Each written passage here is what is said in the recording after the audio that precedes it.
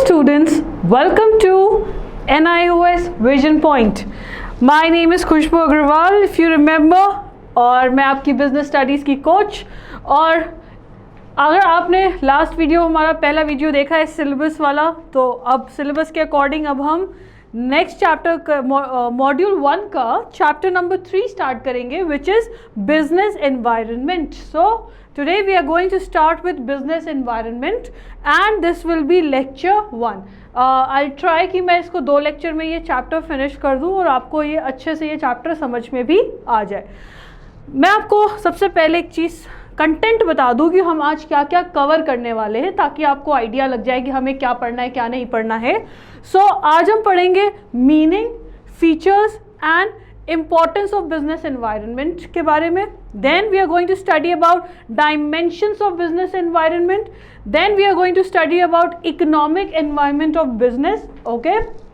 Then social environment of business, then political and legal environment of business, then technological environment of business, then demographic environment of business, and the last one is natural environment of business।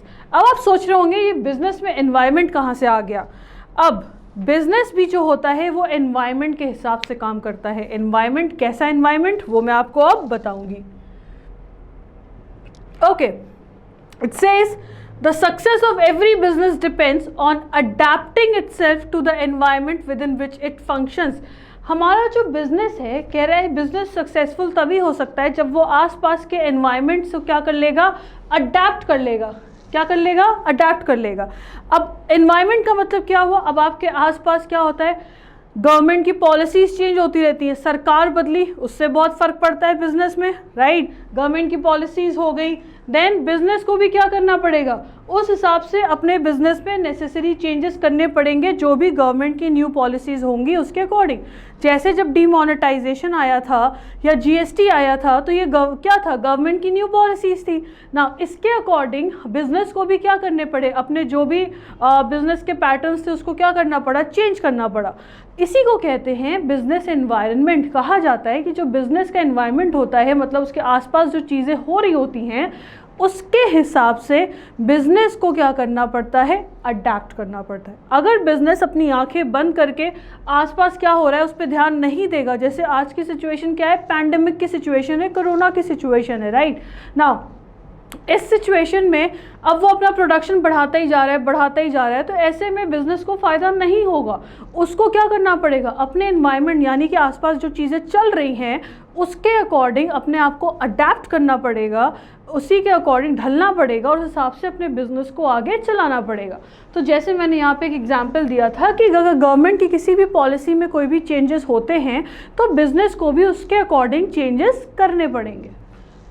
Similarly, a change in the technology may render the existing products obsolete।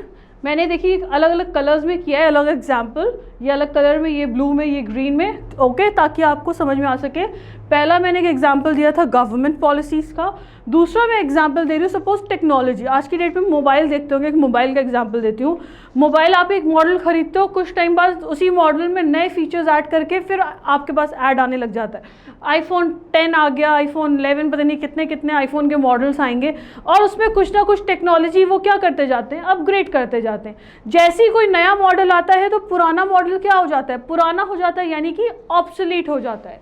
तो यहाँ पे कह रहा है अगर suppose technology में कोई भी चेंजेस आते हैं तो जो एग्जिस्टिंग प्रोडक्ट है वो क्या हो जाएगा, ऑब्सोलीट हो जाएगा। As we have seen that the introduction of computer has replaced the typewriters। अब एक एग्जाम्पल यहाँ पे दिया हुआ है, जैसे पहले क्या यूज़ होते थे, टाइपराइटर्स यूज़ होते थे, लेकिन टाइपराइटर्स क्या हो गए, रिप्लेस हो गए। जैसे ही क्या इंट्रोड्यूस हो गया, कंप्यूटर इंट्रोड्यूस हो गया, तो कंप्यूटर के आते ही टाइपराइटर्स रिप्लेस हो गए। Then the colour television has made the black and white television out of fashion. जो भी कलर टीवी थी, जो भी कलर टेलीविज़न था, उसने क्या किया, जो भी ब्लैक एंड वाइट टेलीविज़न था उसको क्या कर दिया, आउट ऑफ फैशन कर दिया। ब्लैक एंड वाइट टीवी अब हम कब कहाँ देखते हैं, राइट, हम सब क्या देखते हैं, कलर टेलीविज़न। तो जैसे ही कलर टेलीविज़न आया तो ब्लैक एंड वाइट क्या हो गया, आउट ऑफ फैशन हो गया। Again a change in the fashion और कस्टमर्स टेस्ट में shift the demand in the market. Third चीज़ एक एग्जाम्पल दिया मैंने कि कस्टमर का टेस्ट चेंज हो गया, कस्टमर के प्रेफरेंस चेंज हो गए, कस्टमर की चॉइसेस चेंज हो गई, इससे भी क्या होता है, मार्केट में जो डिमांड होती है वो शिफ्ट हो जाती है। जैसे कि कस्टमर टी की जगह कॉफ़ी ज़्यादा यूज़ करने लग गया तो टी की डिमांड क्या हो जाएगी, कम हो जाएगी, राइट। कस्टमर्स फैशन चेंज करता रहता है, अब कस्टमर्स लॉन्ग स्कर्ट्स की जगह फीमेल्स शलवार की तरह या उसकी जगह पैंट्स पहनने लग गए। मेल्स में भी क्या हुआ, पहले वो धोती पहनते थे उसकी जगह कुर्ता पजामा पहनने लग गए, स्ट्रेट पैंट्स पहनने लग गए। जैसे जैसे कस्टमर के टेस्ट और प्रेफरेंसेस चेंज होते हैं किसी पर्टिकुलर प्रोडक्ट के, तो अकॉर्डिंगली उस प्रोडक्ट की डिमांड भी क्या हो जाती है, चेंज हो जाती है। जैसे यहाँ पे मैंने एक एग्जांपल दिया है आप लोगों को, जैसे सपोज डिमांड बढ़ गई किसकी, जीन्स की, कस्टमर ने मतलब जीन्स पहनना ज़्यादा पसंद करने लग गए, इसकी वजह से जो ट्रेडिशनल वेयर्स थे हमारे सलवार सूट या कुर्ता पैजामा, ये सारी चीज़ें क्या हो गई, अब कस्टमरों को कम पसंद आती हैं। हर किसी को जीन्स, टी शर्ट्स या कैजुअल वेयर्स या शर्ट्स ऐसी चीज़ें ज़्यादा कंफर्टेबल लगने लग गई, जिससे जो ट्रेडिशनल वेयर्स था उनकी डिमांड क्या हो गई, कम हो गई। नाउ ये सारे जो फैक्टर्स होते हैं students, all these factors, all these aspects, ये क्या कहलाते हैं, एक्सटर्नल फैक्टर्स कहलाते हैं। मतलब ये सारी चीज़ें हमारे बिजनेस के बाहर हो रही हैं, एक्सटर्नली हो रही है, राइट, और ये बिजनेस के कंट्रोल में नहीं होती हैं। कोई भी बिजनेस गवर्नमेंट की पॉलिसी को नहीं रोक सकता, टेक्नोलॉजी को नहीं रोक सकता, कस्टमर के टेस्ट को चेंज होने से नहीं रोक सकता, इसीलिए इनको एक्सटर्नल फैक्टर्स बोला जाता है। और बियॉन्ड द कंट्रोल मतलब ये बिजनेस के कंट्रोल में नहीं होता। So the business units must have to adapt themselves, इसीलिए बार बार बोला जा रहा है कि बिजनेस के जो यूनिट्स हैं उनको क्या करना पड़ेगा, उसी हिसाब से खुद को अडेप्ट करना पड़ेगा, ढालना पड़ेगा, ताकि उनका बिजनेस क्या कर सके, सीरियस है, ताकि उनका बिजनेस सरवाइव कर सके और बिजनेस क्या कर सके, सक्सीड कर सके। तो बिजनेस को सरवाइव करने के लिए, सक्सीड करने के लिए ये चीज़ें बहुत ज़रूरी हैं। Hence, it is very necessary to have a clear understanding of the concept of business environment. इसीलिए business environment के concept को जानना बहुत ज़्यादा ज़रूरी है, तभी आप इसके अलग अलग components के बारे में जान पाओगे। और we are going to discuss about its various components, हम इसको आगे discuss करेंगे। Okay, I hope समझ में आ गया होगा। बिजनेस एनवायरनमेंट का मतलब हम बेसिकली एक्सटर्नल एनवायरनमेंट की बात कर रहे हैं। यहाँ पे बोल रहा है कि बिजनेस के आसपास जो भी चीज़ें हो रही होती, जैसे कि गवर्नमेंट की पॉलिसीज़ चेंज हो रही होती हैं, टेक्नोलॉजी चेंज हो रही है, कस्टमर का टेस्ट प्रेफरेंस चेंज हो रहा है ना, इन सारे चेंजेस के अकॉर्डिंग ही बिजनेस को क्या करना पड़ेगा, अडेप्ट करना पड़ेगा, तभी वो क्या कर पाएगा, सक्सीड कर पाएगा। Okay, the term business environment connotes external forces. तो बिजनेस एनवायरनमेंट का मतलब जब हम बात करेंगे तो उसका मतलब क्या होगा, हम एक्सटर्नल फोर्सेस की बात करें। एक्सटर्नल लास्ट स्लाइड में मैंने आपको बताया था, जो कि बिजनेस से बाहर हो रही है और जो हमारे बिजनेस के कंट्रोल के बियॉन्ड है। Factors and institutions that are beyond the control of the business. तो बेसिकली बिजनेस एनवायरनमेंट में क्या क्या चीज़ें इन्वॉल्व होती हैं, पहला एक्सटर्नल फोर्सेस, दूसरा फैक्टर्स एंड इंस्टीट्यूशंस, यानी कि बाहर की इंस्टीट्यूशंस या बाहर के ऐसे फैक्टर्स जो कि बिजनेस के कंट्रोल में नहीं होते, जैसे again government, technology, economic factors, social factors, society के भी फैक्टर्स, लोगों की सोच, ये सब चीज़ें क्या मिला के क्या बनाती हैं, बिजनेस एनवायरनमेंट बनाती हैं। एंड ये सब बिजनेस के कंट्रोल में नहीं होता है, और अगर क्योंकि ये बिज़नेस के कंट्रोल में नहीं है तो ये बिज़नेस की जो फंक्शनिंग, जो बिज़नेस हो रहा होता है उसकी जो फंक्शनिंग है उसको वो क्या करता है, बहुत ज़्यादा इफ़ेक्ट करता है, तो बिज़नेस सही से नहीं हो पाता है। दीज इंक्लूड्स, अब इसमें क्या क्या चीज़ें होती हैं, ये जो हमने एक्सटर्नल फोर्सेस फैक्टर्स की बात की तो इसमें क्या क्या होते हैं, जैसे कि हमारे बिज़नेस के कस्टमर्स हो गए, कॉम्पिटिटर्स हो गए। अब बिज़नेस के क्या होते हैं, कंपटीशन भी होते हैं, कॉम्पिटिटर्स, बिजनेस में सप्लायर्स जो गुड्स वगैरह सप्लाई करते हैं, रॉ मटेरियल सप्लाई करते हैं, गवर्नमेंट हो गई, और फिर उसके अलावा social, political, legal, technological factors. Social हमारी सोसाइटी वगैरह, पॉलिटिकल गवर्नमेंट के फैक्टर्स, लीगल हमारे लॉ के जो कोर्ट वगैरह से रूल आते हैं, देन टेक्नोलॉजी के हमारे जैसे टेक्नोलॉजी चेंज होती है। ये सारे फैक्टर्स मिलके क्या क्रिएट करते हैं, बिजनेस एनवायरनमेंट का पार्ट क्रिएट करते हैं। यही सब मिला के क्या बनता है, बिजनेस एनवायरनमेंट बनता है। तो बिजनेस का मतलब सिर्फ ये नहीं है कि गुड्स बनाया और गुड्स बेचा, इतना आसान नहीं होता है।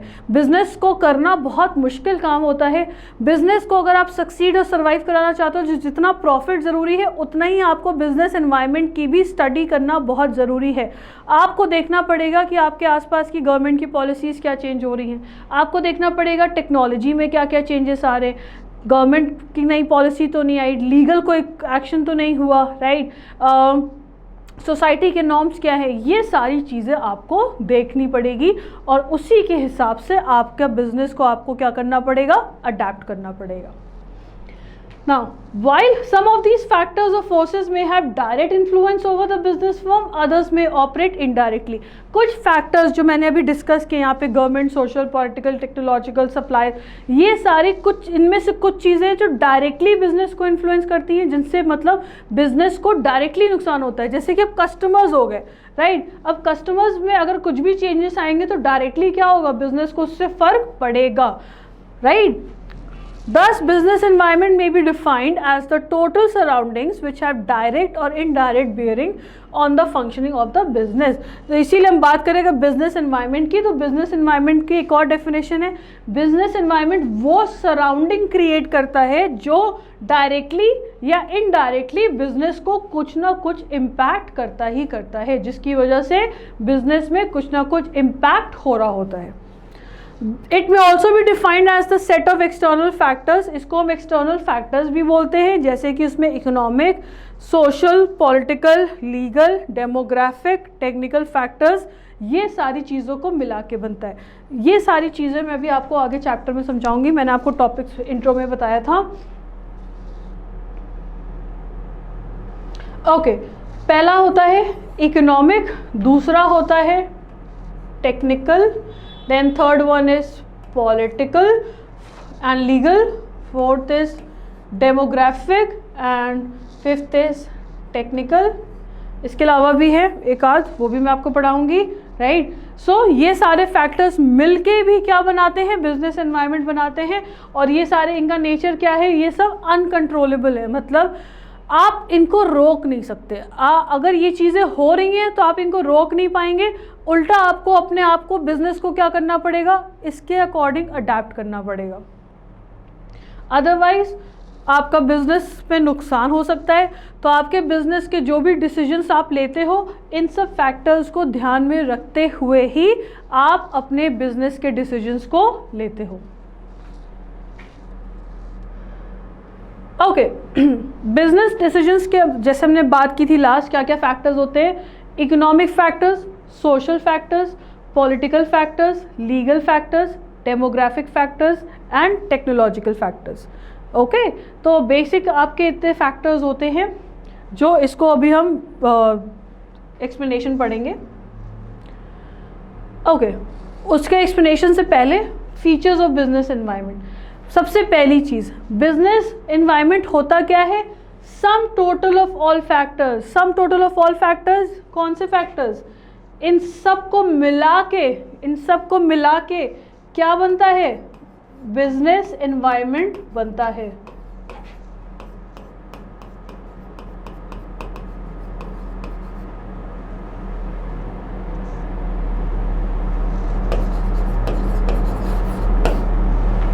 ओके, तो इन सारे फैक्टर्स का क्या है, सम टोटल है, और इन सारे फैक्टर्स मिला के क्या बनाते हैं, बिजनेस एनवायरनमेंट बनाते हैं। तो बिजनेस एनवायरनमेंट क्या है, सम टोटल है किसका, सारे फैक्टर्स का। ये सारे फैक्टर्स मिल के क्या बनाते हैं, आपका बिजनेस एनवायरनमेंट बनाते हैं। और ये कैसे फैक्टर्स होते हैं, एक्सटर्नल होते हैं, मतलब ये कंपनी के बाहर, बिजनेस के बाहर हो रहे होते हैं, एंड बिजनेस की फंक्शनिंग को ये क्या करते हैं, इन्फ्लुएंस करते हैं। मतलब ये जो फैक्टर्स हैं, बिजनेस में जो भी चीज़ें हो रही होती हैं, उनमें बहुत ज़्यादा असर पड़ता है, वो बहुत ज़्यादा इन्फ्लुएंस होती है, किसकी वजह से, बिजनेस एनवायरनमेंट की वजह से। जैसे पैंडेमिक आया बच्चों, ठीक है, कोरोना पैंडेमिक आया, तो इससे बिजनेस फर्म्स में क्या हो रहे हैं, अभी इतना प्रोडक्शन नहीं हो रहा है, सेल इतनी नहीं हो रही है, राइट। अब ये चीज़ क्या है, एक्सटर्नल है, हमारे कंट्रोल में है नहीं है, राइट। तो जो चीज़ें हमारे कंट्रोल में नहीं है, लेकिन हम लोग क्या कर चुके हैं, उसके हिसाब से खुद को अडेप्ट कर लिया हमने, उसी के अकॉर्डिंग रहते हैं हम लोग, बिजनेस भी उसी के अकॉर्डिंग काम कर रहा है, ज़्यादा प्रोडक्शन नहीं कर रहा है। सो बिजनेस एनवायरनमेंट में बहुत सारी चीज़ें होती हैं और इन्हीं सब फैक्टर्स के हिसाब से हमें क्या करना पड़ता है, अडेप्ट करना पड़ता है. Then it covers factors and forces like, अब ये फैक्टर्स कवर तो करता ही है. फैक्टर्स अगेन वही वाली चीज़ें जो लास्ट हमने पढ़ा, इकोनॉमिक, सोशल, टेक्निकल, लीगल, ये सारे फैक्टर्स. इसके अलावा कस्टमर्स होते हैं, कंपेटिटर्स होते हैं, सप्लायर्स होते हैं, गवर्नमेंट्स होती हैं. उसके अलावा सोशल इश्यूज हो सकते हैं, कल्चरल हो सकता है, पॉलिटिकल रीजंस हो सकते हैं, टेक्नोलॉजी हो सकती है, लीगल कंडीशंस हो सकती हैं. लीगल समझते हो, जैसे कि सिगरेट के पैकेट में लिखा होता है, एक पीछे डायग्राम बना होता है, लिखा होता है smoking is injurious to health, right. तो ये क्या है, एक लीगल है कि अगर ये आप पैकिंग बना रहे हो, कंपनी के लिए है कि अगर आप सिगरेट की पैकिंग बना रहे हो तो उसके पीछे ये स्टैट्यूटरी वार्निंग देना ज़रूरी है. अगर आप स्टैट्यूटरी वार्निंग नहीं दे रहे हो तो आपके ऊपर क्या हो सकता है, अगेंस्ट एक्शन लिया जा सकता है. तो ये केस में आता है, लीगल एनवायरनमेंट में आता है, राइट. तो ये सारी चीज़ें मिल के सब क्या बनाती हैं, बिजनेस एनवायरनमेंट बनाती हैं. नाउ बिजनेस एनवायरनमेंट क्या होता है, डायनेमिक होता है. डायनेमिक बिजनेस में बहुत अच्छा वर्ड है. डायनेमिक का मतलब होता है विच कीप्स ऑन चेंजिंग, मतलब एक्सटर्नल जो फैक्टर्स होते हैं वो कभी भी एक जैसे नहीं होते हैं. गवर्नमेंट की पॉलिसी चेंज होती रहती है, टेक्नोलॉजी चेंज होती रहती है, सोसाइटी, सोशल नॉर्म्स चेंज होते रहते हैं, राइट. तो ये जो फैक्टर्स है ये क्या है, डायनेमिक. इनको क्या बोला जाएगा, डायनेमिक नेचर के हैं, मतलब ये चीज़ें चेंज होती रहती हैं. एंड ये चीज़ें क्या होती हैं, बहुत ही अनप्रेडिक्टेबल होती हैं. हमें नहीं पता कब क्या हो सकता है, right. It is very difficult to predict the exact nature of future happenings. कल को क्या होने वाला है, इन चीज़ों को प्रिडिक्ट करना, इन चीज़ों को अनुमान लगाना, इट्स नॉट ईजी, राइट. तो इसीलिए अगर बिजनेस एनवायरनमेंट क्या होता है, बहुत ही डायनेमिक का होता है, क्योंकि चीज़ें बदलती रहती हैं और ये बहुत ही अनप्रिडिक्टेबल है, मतलब हमें नहीं पता कल को कब क्या चेंजेस हो जाए, right. Then business environment differs from place to place. Business environment जो होता है वो हर जगह पे क्या होता है, अलग होता है, डिफर करता है जगह से जगह पे. अलग रीजन्स का अलग होता है. हर एक कंट्री का बिजनेस एनवायरनमेंट क्या होगा, अलग होगा. जैसे कि यूएस ले लेते हैं, यूके ले लेते हैं, नेपाल ले लेते हैं, तो वहाँ की सरकार, गवर्नमेंट क्या है, अलग है. तो वहाँ की पॉलिसीज़ क्या होंगी, अलग होंगी, राइट. वहाँ की टेक्नोलॉजी क्या होगी, अलग होगी. वहाँ के कस्टमर का टेस्ट प्रेफरेंस क्या होगा, अलग होगा. जैसे फॉरेन, इंडिया में साड़ी ज़्यादा फीमेल्स पहनना पसंद करती हैं, तो फॉरेन में ड्रेसेस ज़्यादा पहनना पसंद करती हैं. तो हर जगह का अलग अलग होता है क्या, आपका बिजनेस एनवायरनमेंट. जैसे यहाँ पे पाकिस्तान से दिया हुआ है, तो इंडिया का डिफर करता है किससे, पाकिस्तान से.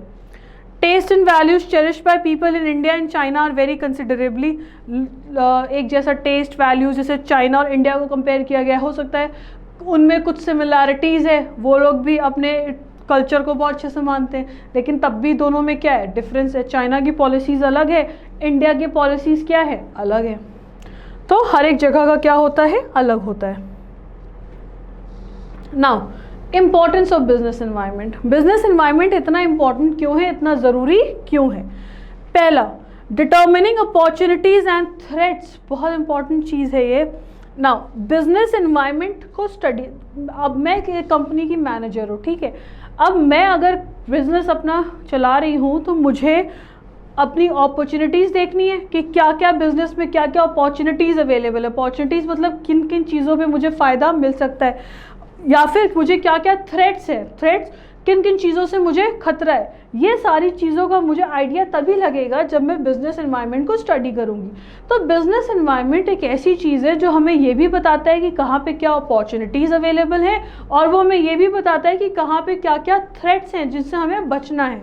Now, the interaction between the business and its environment would identify opportunities for and threats to the business. तो सिंपल सी बात कह रहे हैं, अगर बिजनेस एनवायरनमेंट से इंटरैक्ट करेगा, मतलब देखेगा कि बाहर कस्टमर्स को क्या चाहिए, सप्लायर्स को क्या डिमांड है, हमारे सोसाइटी में क्या चल रहा है, गवर्नमेंट की क्या पॉलिसीज़ है, क्या टेक्नोलॉजी आई हुई है, कस्टमर का टेस्ट क्या चल रहा है. अगर वो इन सारी चीज़ों को वो स्टडी करेगा तो उससे उसको पता चलेगा कि बिज़नेस में क्या क्या अपॉर्चुनिटीज़ अवेलेबल है.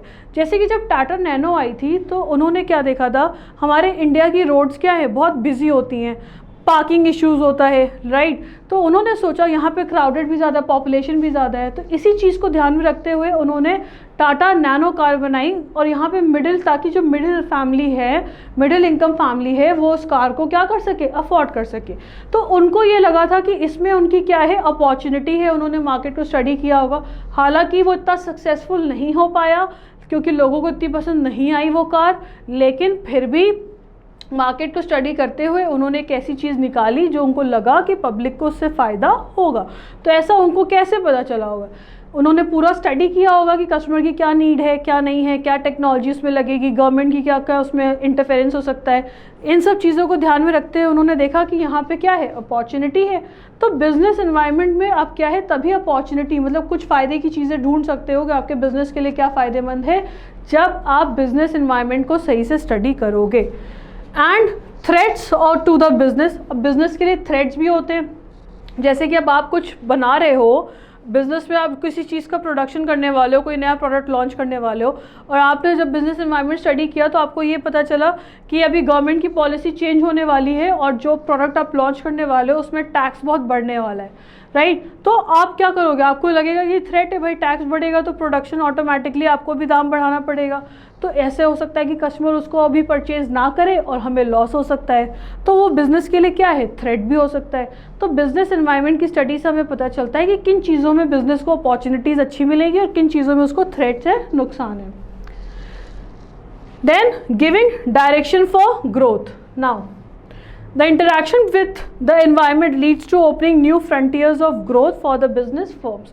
अब देखो इसी को अगर इस पॉइंट से लिंक करो, अपॉर्चुनिटी का मतलब क्या हुआ, कोई ऐसी फ़ायदे की चीज़ जिससे बिजनेस क्या करे, आगे ग्रो करे, राइट। तो यहाँ पे भी वही कह रहा है कि एनवायरनमेंट से फ़ायदा क्या होता है, बिजनेस एनवायरनमेंट को स्टडी करने से बिजनेस के आगे और दरवाजे खुल जाते हैं ग्रोथ के, मतलब बिजनेस आगे और क्या करता है, ग्रो करता है। It enables the business firms to identify the areas for growth and expansion of their activities।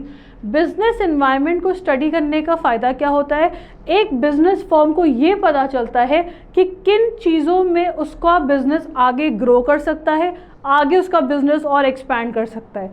ऐसा वो तभी कर पाएगा जब एनवायरनमेंट को सही से स्टडी करेगा।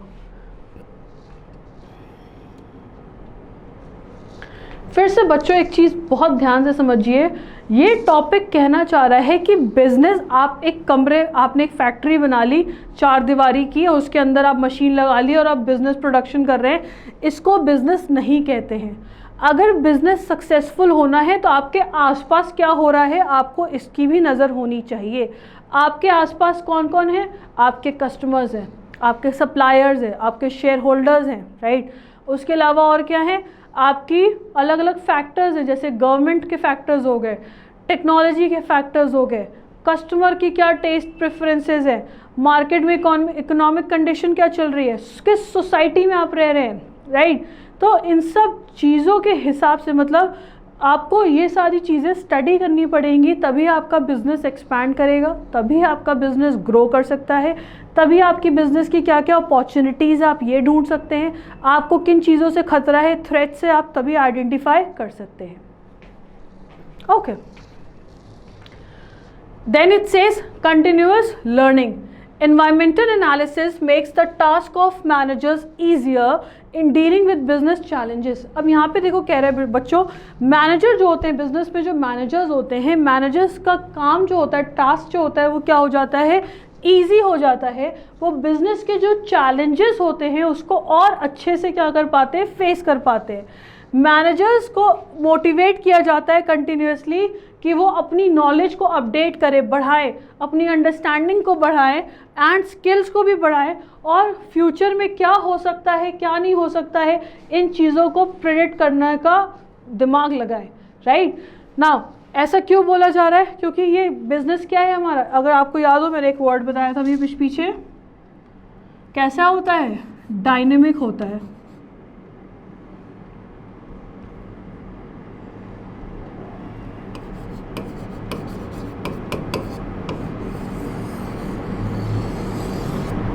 क्या होता है, डायनेमिक। डायनेमिक मतलब विच कीप्स ऑन चेंजिंग।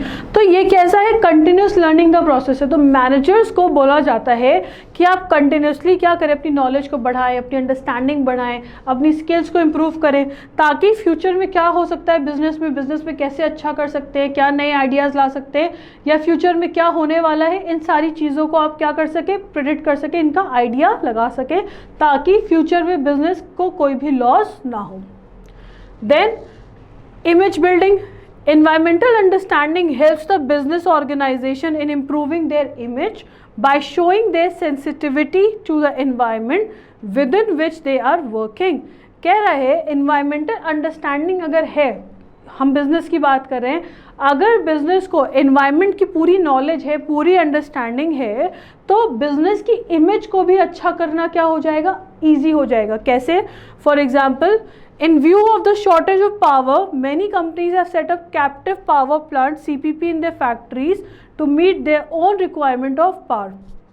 कह रहा है अब कंपनीज क्या कर सकती हैं, अपनी खुद की इमेज अच्छी कर सकती हैं। कैसे?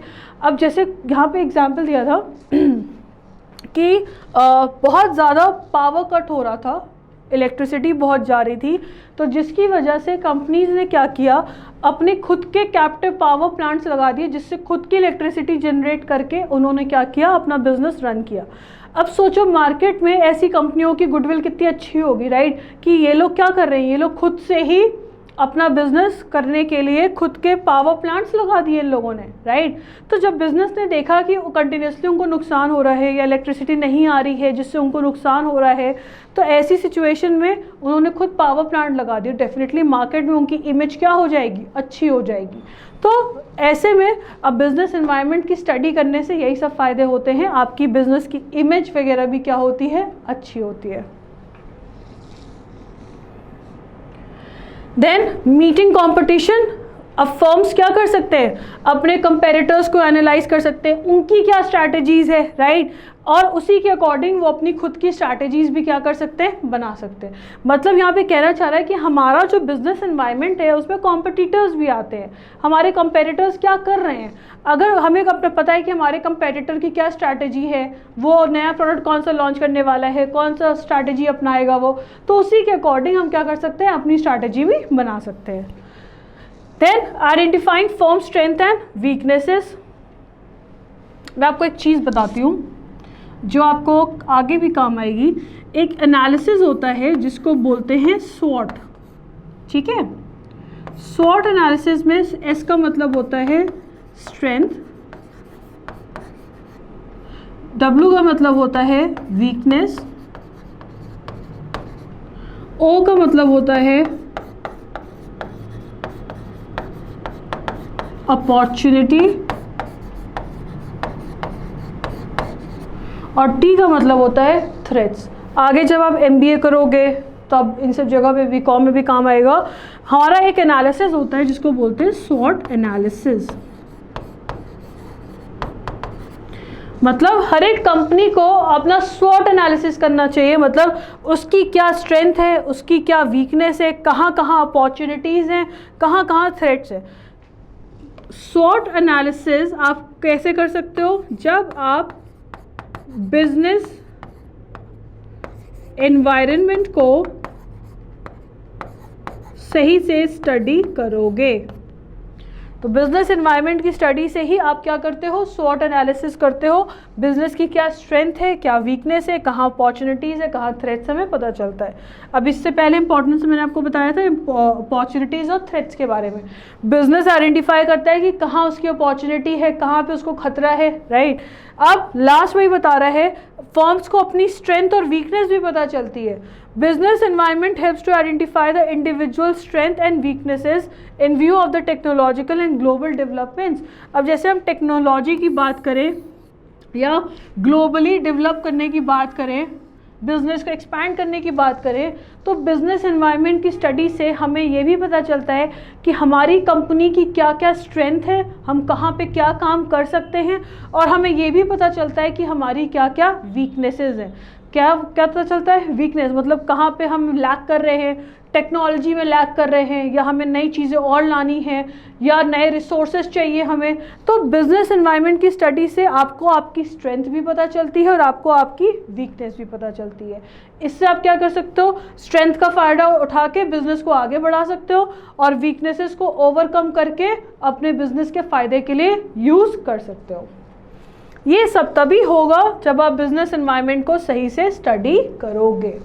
Okay, next types of business environment. Business environment के फैक्टर्स जो मैंने आपको स्टार्टिंग में बताया था, अब हम उसके बारे में पढ़ेंगे।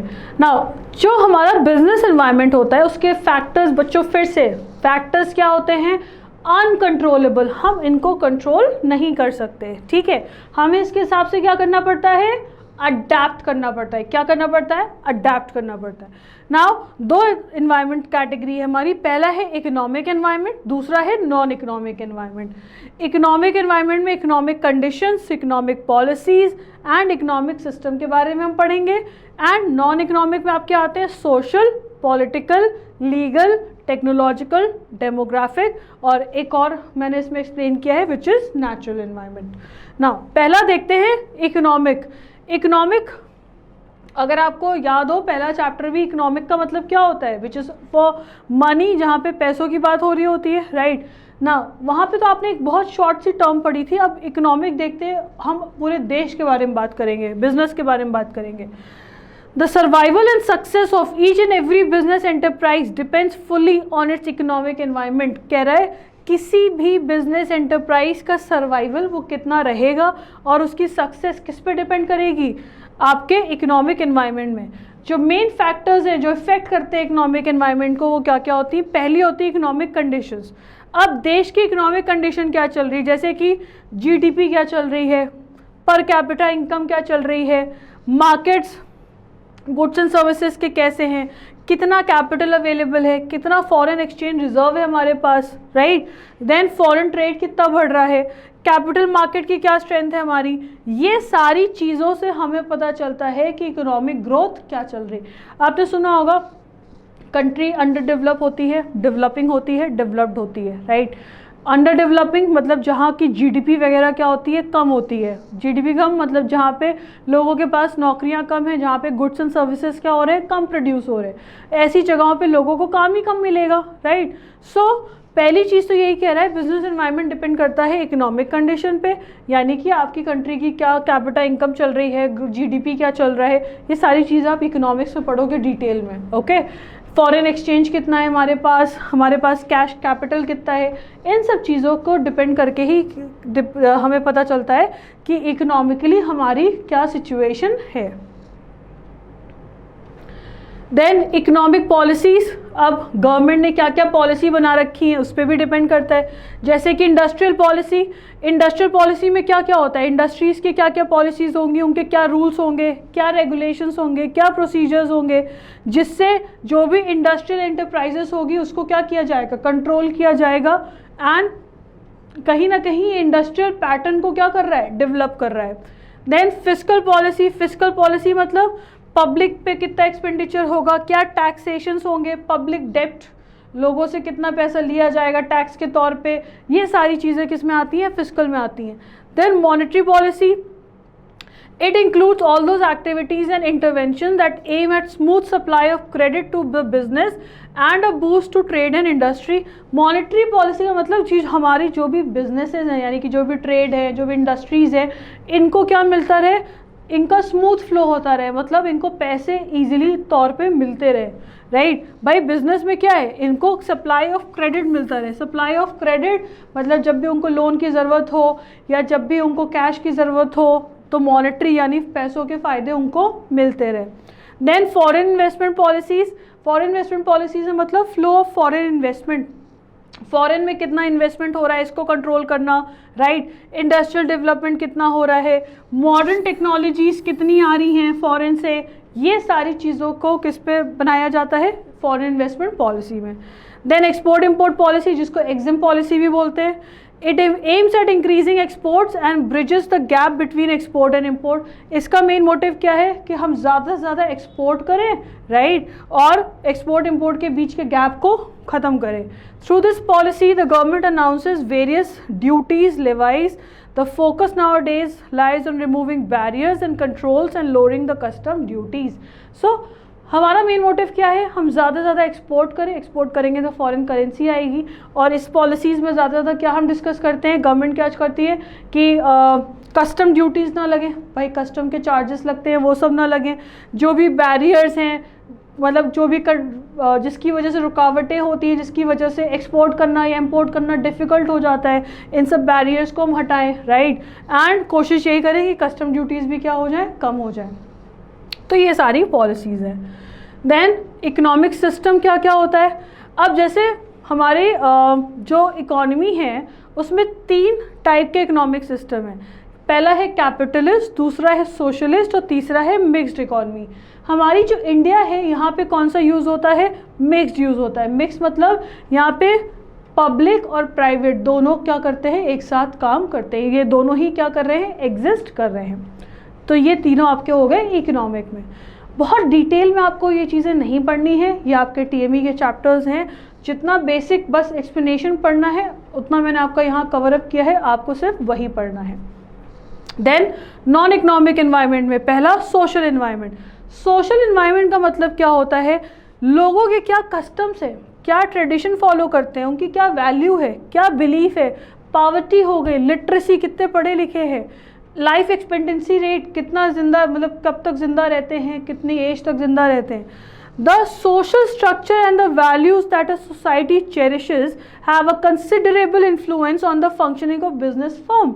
फॉर एग्जाम्पल, अब यहाँ पे कह रहा है बिजनेस में बहुत ज़्यादा क्या आता है, इन्फ्लुएंस होता है.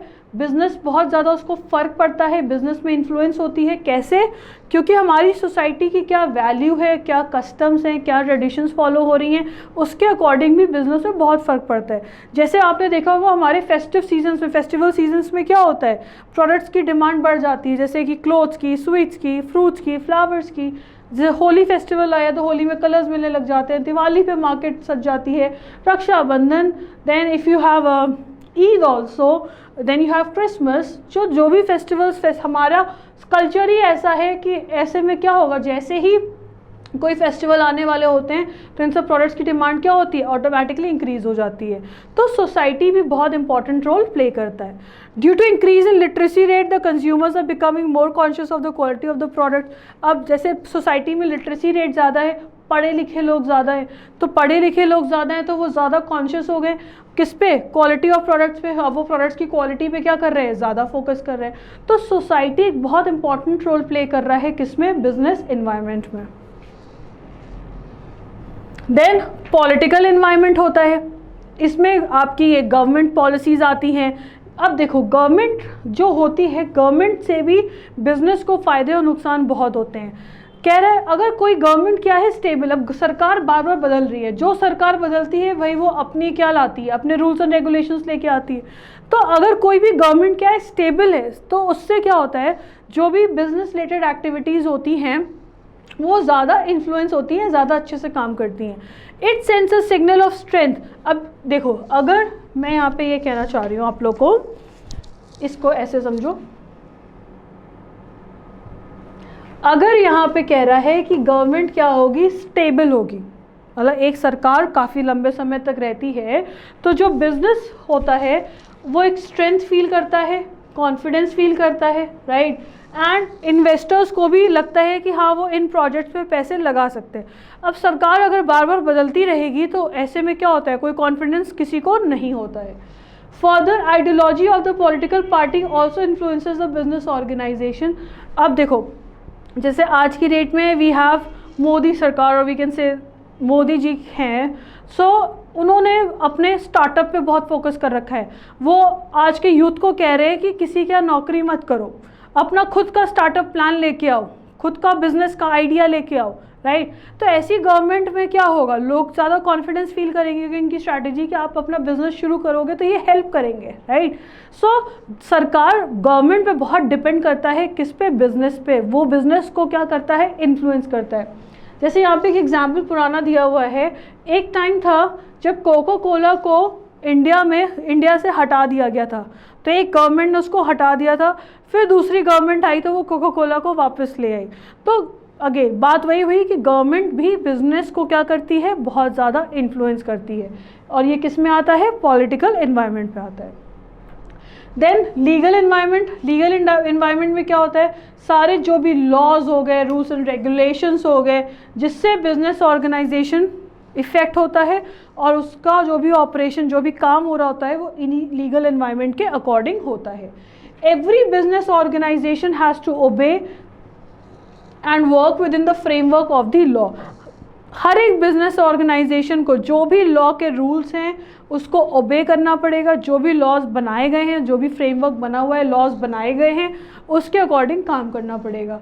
इसके लिए जैसे बहुत सारे हैं, जैसे कंपनीज एक्ट बनाया गया है, कंपनीज एक्ट में सारे रूल्स हैं कंपनीज के। देन फॉरेन एक्सचेंज के एक्ट्स हैं, कैसे आपको एक्सपोर्ट इंपोर्ट करना है, फैक्ट्रीज के एक्ट है, इंडस्ट्रियल डिस्प्यूट हो जाता है तो उसके एक्ट्स हैं। तो ये सब पहले से ही लॉ वगैरह बना रखे, इसी फ्रेमवर्क के अकॉर्डिंग आपको क्या करना पड़ेगा, काम करना पड़ेगा। देन टेक्नोलॉजिकल एनवायरनमेंट क्या होता है, technological environment include the methods, techniques and approaches adopted for production of goods and services and its distribution। Technological environment में क्या होता है कि आप कौन सा तरीका, मेथड यूज़ कर रहे हो, कौन सा टेक्निक यूज़ कर रहे हो, कौन सी अप्रोच लगा रहे हो, किसमें किसी भी गुड्स को टेक्निकली प्रोड्यूस करने में। The varying technological environments of different countries affect the designing of product. अब हर एक कंट्री का टेक्नोलॉजिकल एनवायरनमेंट क्या होता है, अलग होता है। हर एक कंट्री की अपनी टेक्नोलॉजी होती है, वो अलग तरीके से उसको यूज़ करता है। तो जो कंट्री जैसी टेक्नोलॉजी यूज़ करती है वो वैसा प्रोडक्ट क्या करती है, डेवलप करती है। जैसे एग्जांपल देखो, जो यूएसए है, यूएसए में जो अप्लाइंसेस बनते हैं वो 110 वोल्ट्स के डिज़ाइन किए जाते हैं, वही इंडिया में जो बनते हैं वो 220 वोल्ट्स के हिसाब से डिज़ाइन किए जाते हैं, राइट। तो टेक्नोलॉजिकली इतना चेंजेस आ रहे हैं आज की डेट में, और टेक्नोलॉजी इतनी जल्दी जल्दी चेंज हो रही है, तो किसी भी बिजनेस को सर्वाइव और ग्रो करने के लिए मार्केट में उसको अपने आप को अडेप्ट करना पड़ेगा, किससे, टेक्नोलॉजिकल चेंजेस से, टाइम टू टाइम। समय से समय में आप पुरानी टेक्नोलॉजी यूज़ करते रहोगे तो अल्टीमेटली आपका बिजनेस ग्रो नहीं करेगा। अगर आप चाहते हो कि आपका बिजनेस ग्रो करे तो आपको नई टेक्नोलॉजी में क्या करना पड़ेगा, अपग्रेड करना पड़ेगा। Then demographic environment. This refers to the size, density, distribution and growth rate of population. Demographic में जो हमारी population है उसकी बात कर रहा है। कैसे, अब देखो, अगर population ज़्यादा है कहीं किसी कंट्री की तो वहाँ पे गुड्स की डिमांड भी क्या होगी, ज़्यादा होगी, राइट। एंड एग्जाम्पल यहाँ पे दिया हुआ है, सपोज पॉपुलेशन रेट बहुत हाई है एंड वहाँ पे चिल्ड्रन ज़्यादा हैं उस पॉपुलेशन में, लार्जर सेक्शन पॉपुलेशन किसकी है, बच्चों की है, तो ऑटोमेटिकली जो बेबी प्रोडक्ट्स है उनकी डिमांड क्या होगी, बढ़ जाएगी, right. Similarly demand of the people of cities and towns are different than the people of rural areas. शहर के लोगों की डिमांड अलग होती है और रूरल एरियाज़ के जो हमारे गाँव के एरियाज़ होते हैं, विलेज एरियाज़ होते हैं, उनकी डिमांड्स क्या होती हैं, अलग होती हैं। The high rise of population indicates the easy availability of labor। और यहाँ पे एक और चीज़ बोल रहा है, जहाँ पे population ज़्यादा होती है तो ऑटोमेटिकली लोग ज़्यादा हैं, यानी कि वहाँ पे लेबर भी क्या है, ज़्यादा है, ज़्यादा से ज़्यादा लोग अवेलेबल हैं काम करने के लिए। ये हम पढ़ते हैं किस पे, डेमोग्राफिक पे। And the last one is natural environment. The natural environment includes geographical and ecological factors that influence the business operation। Natural बात कर रहा है, हमारा जोग्राफिकल फैक्टर्स, जैसे कि हम क्या यूज़ करते हैं, नेचुरल रिसोर्सेज यूज़ करते हैं अपने गुड्स को प्रोड्यूस करने के लिए, हमें नेचुरल रिसोर्सेज की ज़रूरत होती है, वेदर की ज़रूरत होती है, क्लाइमेटिक कंडीशंस को ध्यान रखना है, बिजनेस की लोकेशन होती है, ट्रोपोग्राफिकल फैक्टर्स होते हैं। सो बेसिकली जैसे कि शुगर फैक्ट्रीज है, ठीक है, शुगर फैक्ट्रीज कहाँ सेटअप होगी, जहाँ पे शुगर केन ग्रो करता है, राइट। सो जहाँ पे शुगर केन ग्रो ही नहीं कर रहा है, क्या ऐसी जगह पे शुगर केन फैक्ट्री का कोई फ़ायदा है? नहीं है। तो यहाँ पे कह रहे हैं नेचुरल एनवायरनमेंट भी बहुत इंपॉर्टेंट है, कैसा क्लाइमेट है, कहाँ पे नेचुरल रिसोर्सेज हैं, हमारे उस एरिया पे हम कैसा प्रोडक्शन कर रहे हैं, तो वो मटेरियल अवेलेबल है कि नहीं है, इन सब फैक्टर्स पे भी डिपेंड करता है हमारा क्या, बिजनेस एनवायरनमेंट। और जहाँ पे आपके मटेरियल्स वगैरह अवेलेबल हो, जहाँ पे वेदर वगैरह अच्छी हो, वहाँ जो आपके बिजनेस के लिए सूटेबल है, तो ऐसे चीज़ों को भी ध्यान में रखते हुए आपको आपका बिजनेस करना पड़ता है। So that was all for today students. Business environment के बारे में जानना एक बहुत इंपॉर्टेंट चीज़ है। अगेन बिजनेस एनवायरनमेंट को अगर एक मैनेजर सही से स्टडी करेगा तो उसको पता चलेगा क्या कि उसकी क्या स्ट्रेंथ है, क्या वीकनेस है, कहाँ पे अपॉर्चुनिटीज़ हैं और कहाँ पे थ्रेट्स हैं। उसी के अकॉर्डिंग वो अपने बिजनेस को एक्सपैंड कर पाएगा, सरवाइव कर पाएगा और ग्रो कर पाएगा, राइट। एंड उसके लिए उसको इकोनॉमिक फैक्टर्स को देखना पड़ता है, then social factors, political factors government के बारे में, देन लीगल फैक्टर्स, टेक्नोलॉजी का ध्यान रखना पड़ेगा, डेमोग्राफिक, पॉपुलेशन वगैरह, एंड नेचुरल यानी कि क्या क्लाइमेट है, क्या नेचुरल रिसोर्सेज हैं। सो ये सारी चीज़ों को अगर आप नहीं ध्यान दोगे तो आपका बिजनेस सर्वाइव करना बहुत डिफ़िकल्ट हो जाएगा। That was all for today, thank you. If you have any inquiries, you can call at this number 73805-15253 or you can contact us at www.niosvisionpoint.co.in. Have a blessed day. Thank you.